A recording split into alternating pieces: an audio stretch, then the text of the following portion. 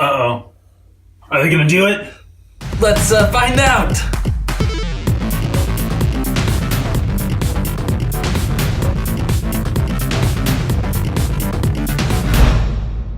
Hope you all had a very Merry Christmas. Yes. And you unwrapped your 3DSs and your doorstops and your iTunes gift cards. Yes, and your Breath of the Wild pre-orders. Yeah.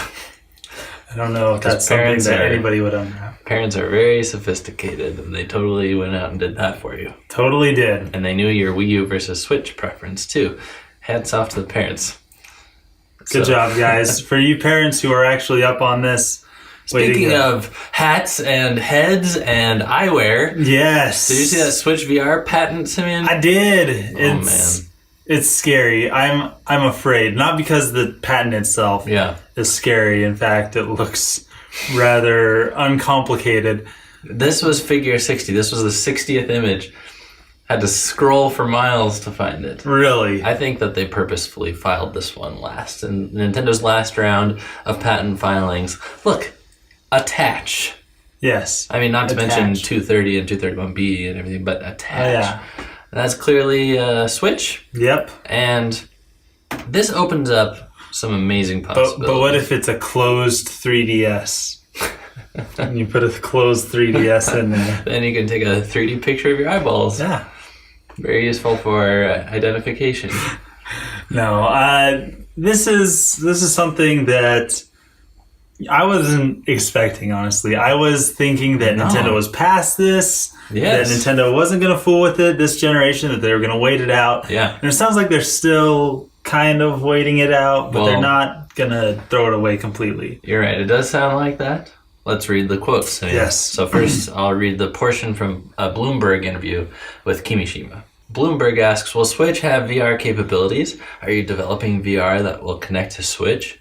And Kimishima answers, if you asked us if this might be possible in the future, certainly we can't say no. In terms of how it can be used for gaming, it's something we must consider. It depends on the system specifications. I can't say that we have no interest in VR because VR offers new ways of playing, but that depends on what kinds of software can be played. But what kinds of software works, that's only something you know once you actually experience it, and our games are the ones that are usually played for a long time.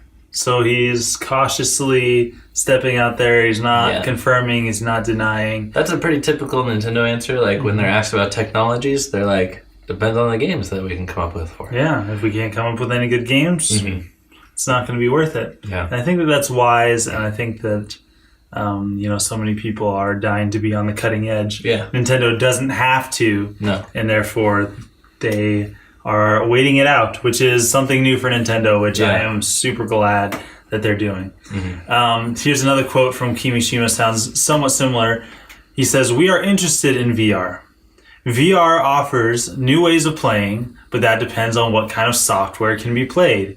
If you ask us whether there are any possibilities, we can't say no. It may be that we build VR software titles. I think that opportunity is available to us. Wow. So he's saying, there's a definite possibility that this potentially could probably happen.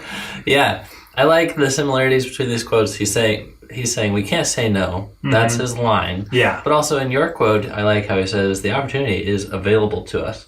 And these are things that the president of Nintendo said before the patent has been seen around the internet. So let's talk about how this works, because I think how it shows inserting a Nintendo Switch screen into just a head mount is ingenious because it makes VR affordable. Yes. And Samsung is doing that. You've seen probably the Christmas commercials a few weeks ago where you just get Samsung gear and it's a headset and your phone goes into it and you have VR. And that's possible when you can just strap a screen to your face.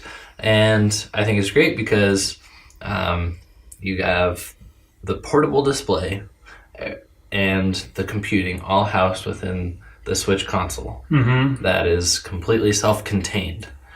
Now, the only thing that I'm cautious of is the weight.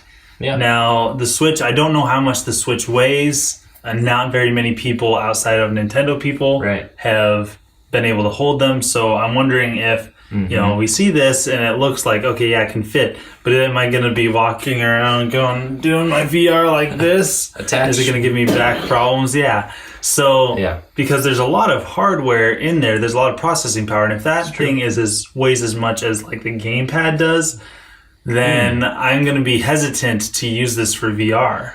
Yeah. I think we don't know the weight, like you said. However, on the Jimmy Fallon show, a lot of the comments were saying, that thing is thin, a lot thinner than I thought it was. So I have hopes that it's a manageable weight.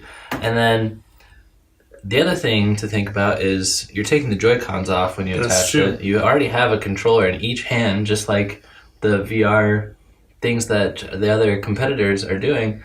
And, you know, they're probably motion control equipped. So it's everything you need for a VR experience. You're really just missing the plastic headset container. And that's not going to cost too much. One thing I'll point out from the original quote, Kimishima said, it depends on the system specifications. And that's super true. This is going to come down to computing power because the resolution has to be good enough that you can see it up close. Even an HD screen, you can see the pixels when you stand right next to it. Yeah. You have to kind of get up, you have to approach 4K. To have an ideal VR experience. Not all of them are. That's true. Some of them are blocky and kind of weird looking. So when he says it comes down to the specifications, I think it really will, because you have to get a different image to each eye in order to have VR. And the headset, it blocks the vision in the middle, and that's how it works. So the screen has to be so close to your eyes, it has to have enough power to, you know, handle two different images. So they're very high res. Although I think that the Switch is perfect for this kind of setup, my guess is I don't think we're going to hear about this in January. I wouldn't cross our fingers for, you know, the Switch event. I'm guessing that a mid-console cycle upgrade will be released where it's VR compatible Switch tablets. I think that's going to be the case. Yeah. I don't think that this is something they're pushing right out of the gates.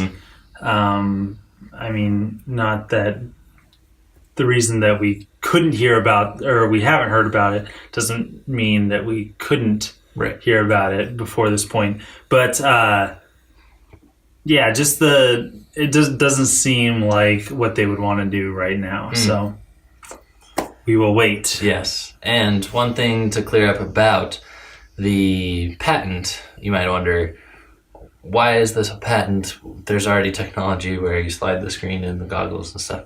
It's kind of more like the actual console is being used for VR. Right. So there's not external computing, no add-ons or anything. It's all self-contained. So this is a big patent score for Nintendo. Big step. Yeah.